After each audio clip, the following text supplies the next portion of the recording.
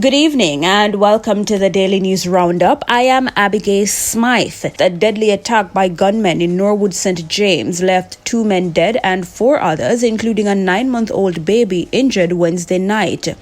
Dead are 31-year-old Delano Christie, a shopkeeper in the area, and 26-year-old Jordan Brown. According to the police, both men were part of a group of people playing dominoes at a shop operated by Christie at approximately 8:15 p.m. when gunmen approached them and opened fire. All 6 people were shot. They were taken to the hospital where Brown and Christie were pronounced dead, while the others, including the infant, were admitted for treatment. The police have not yet established a motive for the killing, and investigations are ongoing. Crime is on the rise in St. Elizabeth. Police are reporting a 75% increase in murders since the start of the year.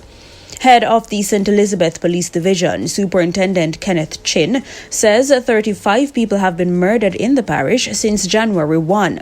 This is compared to 20 for the similar period last year. Superintendent Chin attributes the increase in murders to an upsurge in violence in Spring Park, Black River.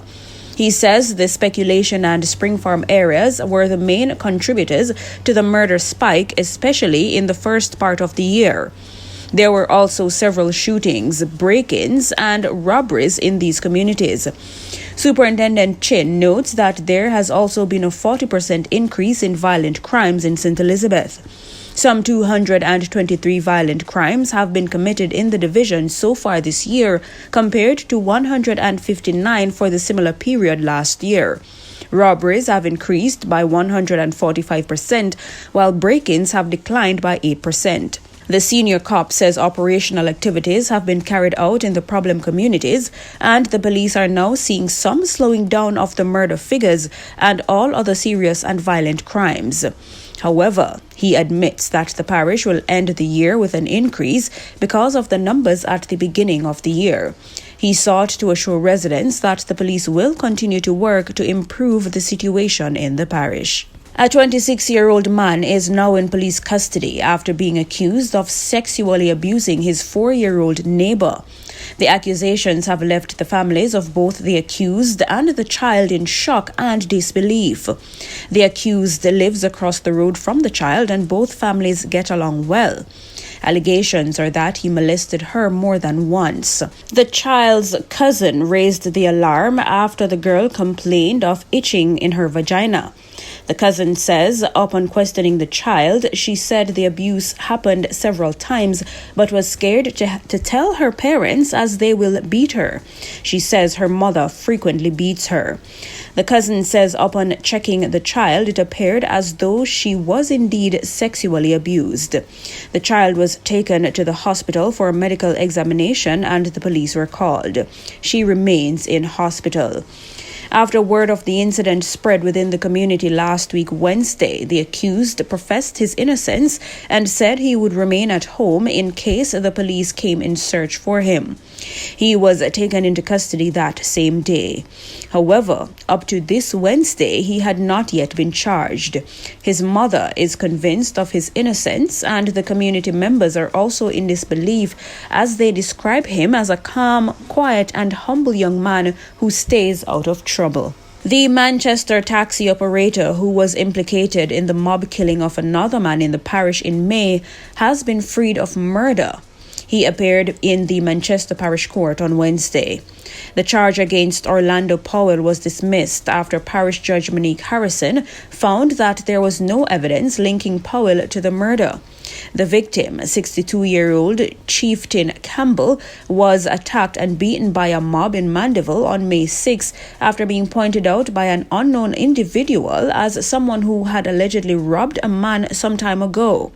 Campbell, who was found with a bloody nose amid a crowd at approximately 2 p.m. along Manchester Road by the police, later succumbed to his injuries.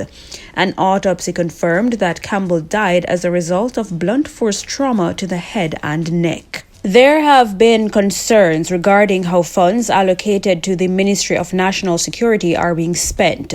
The concerns follow the disclosure that only 17% of the national security budget has been spent, with the country more than halfway through the current fiscal year.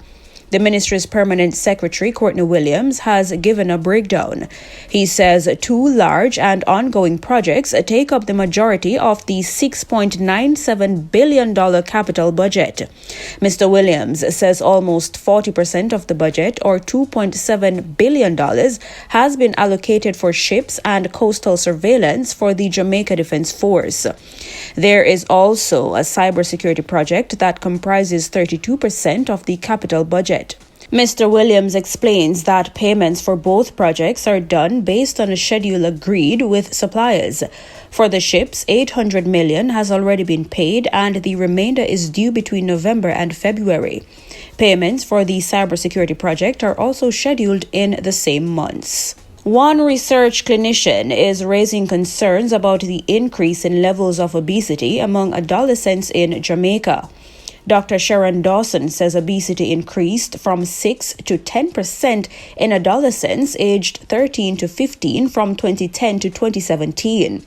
Dr. Dawson says the prevalence of obesity in the age group rose by 68% and doubled in boys from 5.3% to 10.3% over the 7-year period.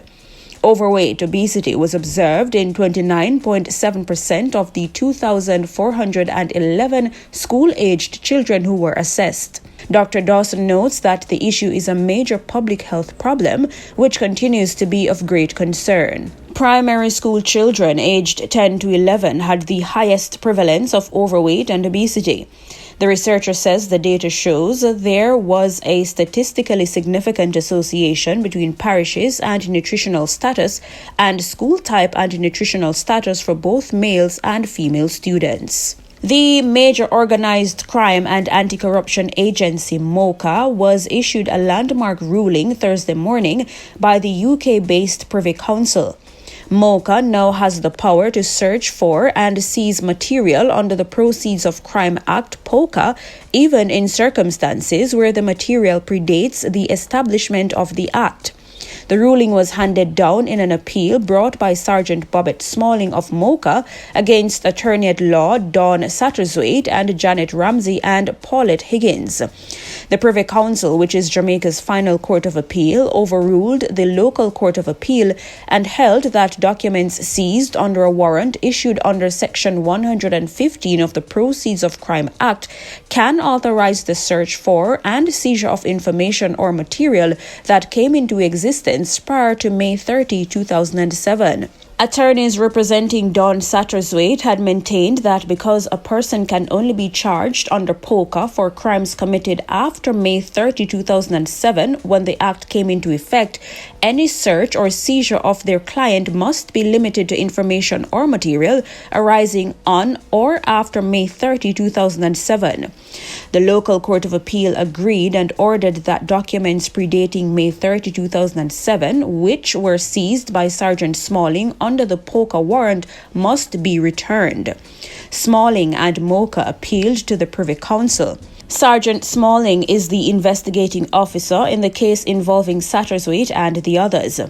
The investigation stems from the seizure of assets of Andrew Hamilton, who was convicted of trafficking offences in the United States. His assets were seized under POCA. Hamilton lost in the Court of Appeal last week after he attempted to have the state return over $500 million in assets seized by the government.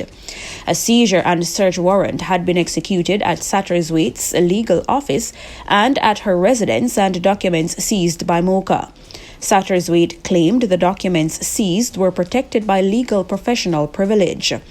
However, Jamaica's final court in London overturned the decision of the local court of appeal and held that the seizure was lawful. The Privy Council found that the public interest condition was satisfied, as there was reasonable grounds to believe that it is in the public interest for the information or material to be obtained having regard to the benefit likely to occur in the investigation if the information or material is obtained. Their lordships ruled that there is no restriction either on the investigatory power in MOCA or on that power's application to the facts of the case to prevent the search for and the seizure of information or material which came into existence prior to May 30, 2007. The College of Agriculture, Science and Education, CASE, in Portland was forced to call in a team from the Ministry of Health and Wellness after reports of students showing signs of respiratory illness. Members of the Health and Wellness team administered COVID tests on the students, but all were negative. The team recommended that people on campus practice regular hand washing, social distancing, and mask wearing in an attempt to lessen the likelihood of contracting symptoms or becoming ill. The CASE president says he is used to symptoms rising around this time of year, but says what the students have been experiencing is more than what they'd normally see. This comes 2 weeks after Bustamante Children's Hospital and Spanish Town Hospital recorded a rise in patients with severe acute respiratory illnesses. Minister of Health and Wellness Dr. Christopher Tufton had announced in Parliament a few weeks ago that testing would be done in the island for respiratory syncytial virus, a virus that causes respiratory illness. And the Ministry of Health and Wellness says Jamaica's COVID-19 positivity rate continues to trend downward.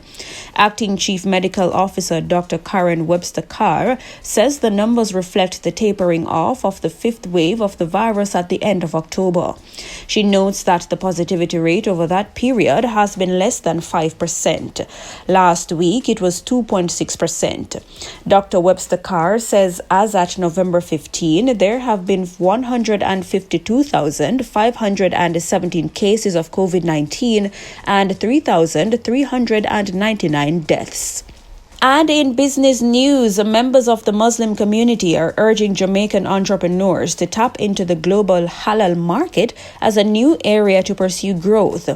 The demand for such products from Muslims and non-Muslims is increasing, and the Halal market is projected to reach $5 trillion by 2030. Halal refers to anything that is permissible as prescribed by Islamic law, and while the term was once confined to food, it has expanded to refer to a range of businesses that are compliant and consistent with Islamic law. The areas now being pushed in Jamaica are halal meat, halal tourism, and halal financing. Research shows that the concept applies to other areas including childcare, fashion, pharmaceuticals, cosmetics, travel, media, recreation, and others. In 2020, the market for global halal economy reached $2.3 trillion. Halal food accounts for the largest segment in the overall halal industry at $1.9 trillion. Halal travel stands at $274 billion. Director of the Jamaica Foundation for Islamic Charity, Michael Gillette Chambers, says halal tourism is a great opportunity for revenues and adds that there are also opportunities for export. In the region, the cholera outbreak in Haiti has worsened. The United Nations and authorities in Haiti are calling for international assistance to respond. The World Health Organization, WHO, has warned that the deadly outbreak has put hundreds of thousands of people across the country at risk. UN Office for the Coordination of Humanitarian Affairs appealed for $146 million to help Haiti contain the outbreak, which began in early October. According to the latest figures from the Haitian Public Health Department, the death toll from the cholera outbreak stands at 700, with more than 7,200 people hospitalized. However, the actual figures are believed to be much higher due to underreporting. The country's response to the cholera outbreak has been complicated by increased gang violence and instability, which skyrocketed in the aftermath of President Jovenel Moise's assassination in Port-au-Prince last year. And on the international scene, Republicans have regained control of the U.S. House, returning the party to power in Washington and providing a blow to President Joe Biden's agenda. The party is projected to gather what would be its slimmest majority since 2001, when they had a 9-seat majority. The victorious Republicans, which are expected to initiate a flurry of investigations into Mr. Biden, are expected to face challenges as they maintain a slim majority in the lower chamber. The full scope of the party's majority may not be clear for several more days or weeks as votes in competitive races are still being counted. And over in Africa, the World Health Organization says it expects the first doses of an Ebola vaccine to arrive in Uganda next week. The vaccine targets the strain causing the current outbreak in the East African country. There are 3 Ebola vaccine candidates for a planned clinical trial. The World Health Organization says efforts to slow Ebola in Uganda have been largely successful, adding that the outbreak can be stopped with current efforts. It acknowledges that the declining number of cases might make it more challenging to prove if the experimental Ebola shots work, since there may not be enough people to gather necessary data. And in sports, the Jamaica Scorpions will face Guyana Harpy Eagles in the semifinals of the CWI Regional Super 50 competition after defeating the West Indies Academy by 23 runs at the Sir Vivian Richards Stadium in Antigua on Monday. The match was initially reduced to 43 overs per side due to floodlight issues. Chasing 176 for victory, the Scorpions, whose innings was twice interrupted by rain, were later set to a revised target of 146 of 34 overs. The Scorpions reached 125 for 4, needing 21 from 46 balls when the game was stopped by rain and eventually called, with the Jamaican franchise ahead.